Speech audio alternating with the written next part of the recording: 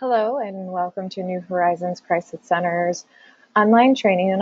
This webinar is on difficult callers. My name is Kendra Weiss. I am the volunteer program coordinator as well as the regional advocate. Today, like I said, we'll be talking about difficult callers. That could fall anything between prank calls, inappropriate calls, or calls that just don't feel like they fall into that crisis line category.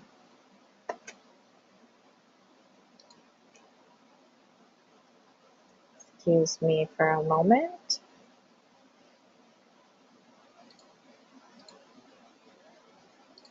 Okay. Our crisis line is intended to help crime victims, but there are times when other callers use our crisis line and abuse the crisis line for other things, such as inappropriate calls or other difficult calls. One question you might have is, why does our crisis line get difficult callers? To some people, it's assured a guarantee that they know they will get human interaction. Maybe it's someone who is at home lonely and doesn't have anyone to talk to, and so it's a guarantee that we will answer the phone because it's a crisis line that's answered 24/7, and so they know we'll listen. They can stay anonymous. They don't have to tell us who they are, so they can say or do whatever they want or act however they want and not have to deal with repercussions for the way they're acting or what they're saying. And like I said, it's a guaranteed audience, so they know that someone is going to answer that call.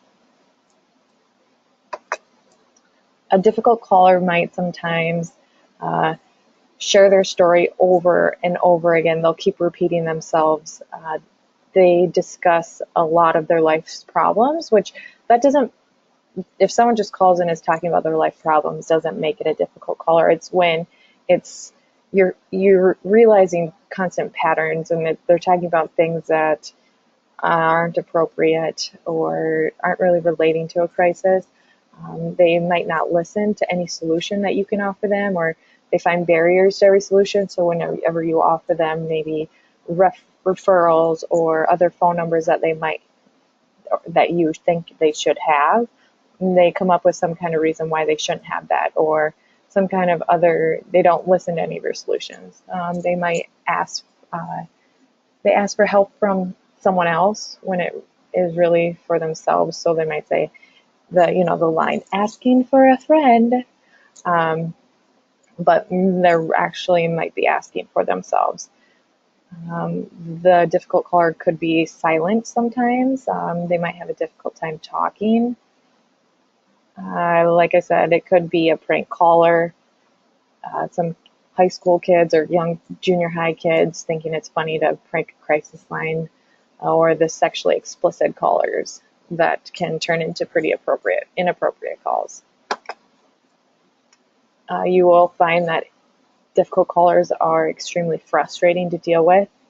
They could make you feel trapped or like you're a failure at what you're doing. They can make you feel like you're doing your job wrong, or make you feel like you're crazy, because whatever you say is going to be wrong to them. And like we said in the last slide, they'll have a barrier, a reason why they don't want your solution. So that might make you feel a little bit crazy or like you're doing something wrong.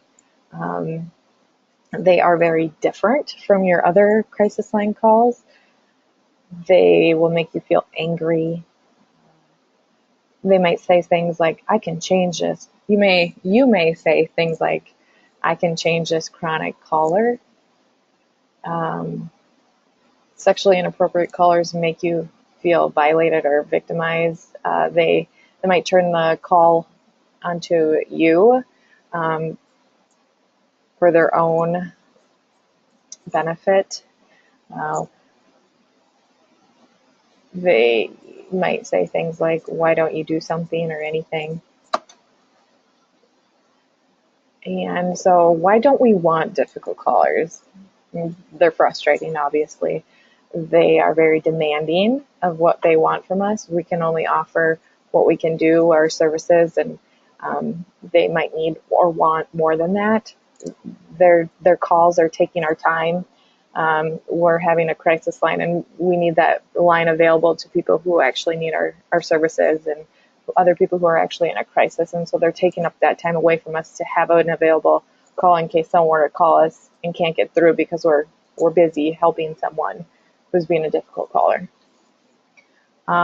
Volunteers may feel victimized, as we've talked about on the slide before, from what they might say or do to us while we're trying to help them. It might make you feel uncomfortable, and then you may feel like you're a victim. Volunteers may have burnouts from working with inappropriate callers as well. You might feel like, oh, well, I don't want to take the crisis line anymore because I don't want to feel uncomfortable, or I'm sick of working with these inappropriate callers. But so that's why we don't want those calls. How can we identify difficult callers? They call frequently over an extended period of time. You may have call after call after call. They may call daily. In those scenarios, we can put that phone number in our crisis line as a do not call or do not answer, if we are guaranteed that we know that is a difficult caller that calls frequently. Difficult callers are constant from call to call. Their story seems rehearsed. They might have it down to a T where it almost sounds like they're reading off a script. They're unwilling or unable to affect change. They may insist on speaking with a specific volunteer by name. And sometimes our staff will take the crisis line, and working at the agency, we do say our name, our first names. And so if someone calls and talking inappropriately, they might ask for a specific staff as well. The difficult caller may discuss sexual details or that are sexually inappropriate. And they might have a story that seems very scripted. So some examples of a difficult caller. So we have the stuck callers, or the chatters.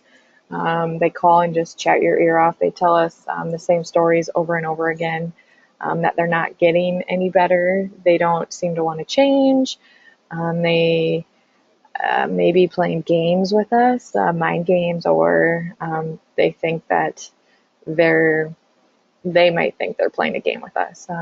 We like to say limit the call to 10 minutes so that we can keep that crisis line open to other people and available, and then offer to have them come into our office to meet with us, a staff person, the next day. That's another way to get off the call, is that you can let them know that you provided the services that you can, that there's nothing else that you could help them with at this time, but if they want additional services, that they're more than welcome to come into our office here, and a staff person could meet with them. Abusive callers, these people are very out of bounds. They don't have boundaries. They may try to reverse the roles with you and put the focus on you and make you feel like you're doing something wrong, or ask you specific questions about you. They're critical and raging, and they may try to dominate, control, or manipulate the volunteer. Feel free to hang up they may hang up on you if they don't get their way. So that would be an example of an abusive caller. So some inappropriate sexual callers. These calls are a little bit uncomfortable. They will be sexually inappropriate. They may try flirting, going into graphic sexual details. They may masturbate while talking on a crisis line.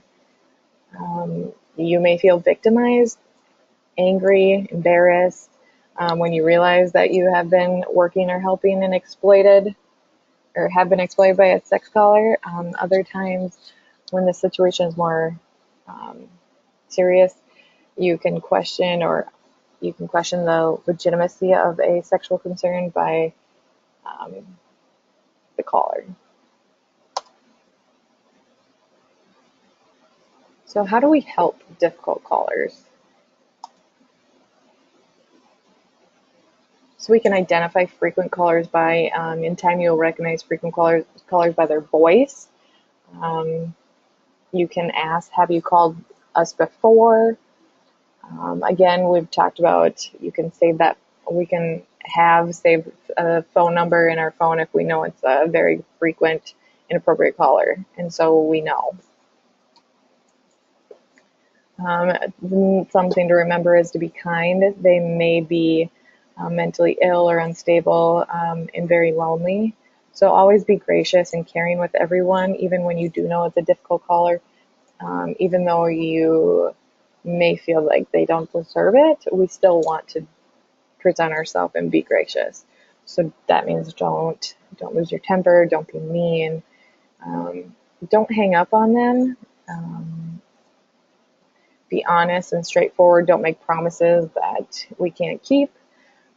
So for an example, I'm sorry, but what you are asking for or talking about is above and beyond what I'm trained to be able to handle. But I could get you some referrals from our reference book, and someone else who's more trained could help you with something like that. Be assertive by focusing the call toward an action step. This is very important for dealing with difficult callers. You can ask, what do you need from this call today? You could say things such as, what can you do about this? Often people are highly resistant to taking responsibility for their problems and needs. They may try to get you or someone else to do something more. Your role is to invite them to take a step. They must be willing to help themselves. And then encourage a caller to be responsible for following up with needs and resources. Offer a friendly time limit. Every call needs to come to an end, unfortunately. So these difficult callers will want to keep chatting, and so somehow to get that friendly reminder of there is a time when we need to wrap this phone call up. This is especially important when with stuck frequent callers, because they don't want the call to end. They may say that it's only been a few minutes, let the caller know that you have to keep the crisis line open for other callers who are in need. And then you could offer to have a staff member call them during business hours. And then to wrap up a call, it's especially helpful to give a time's up warning. Say something like, I need to go in a few minutes to take another call. Or you could say you have another call coming in.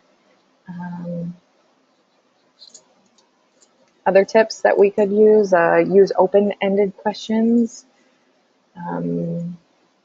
Tell the caller what New Horizons has to offer for our services, and then encourage the caller to focus on how they emotionally feel. And inform the caller that you don't need to hear specific details or sexual details. If a caller is abusive, sexually inappropriate, or threatening, end the call. Just like the scissor shows with a cell phone. Don't do that to our smartphones, though.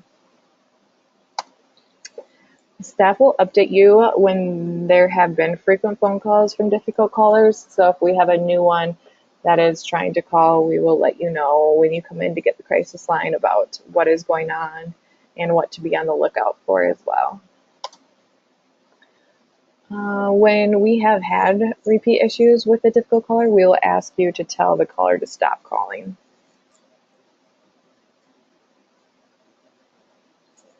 And just something to remember as we do this work, because we care, we have big hearts, full of care for others. It can be difficult to deal with someone taking advantage of our caring, but we need to remember the end result, or the end goal is that we do this for the people that need our crisis line and not the people that take advantage of our crisis line. So seeing past the people that do abuse us, our crisis line is not what we do this for. We do it for the people that need us. We encourage you to call a staff member after a difficult caller. It's good to debrief, to talk about what just happened. Volunteers are always here for clients and victims, but us staff members are also here for our volunteers. So that wraps up our difficult caller webinar slideshow. If you have any questions on anything that we just watched, or if you'd like to go back to any slides, feel free to rewind on this YouTube video. Otherwise, drop questions in the comments below, and one of us staff members will get back to you as soon as we see them. And if you're like me and you'd rather submit questions privately so others can't see what you're asking, although it might help other people in the future if they can see your questions, because if you're questioning something, it's probably someone else is questioning the same thing. But if you'd rather keep it private, please feel free to email me directly, and I will get back to you as soon as I get that. My email is n as in Nancy, hcc-advocate@iw.net. All right, have a good day.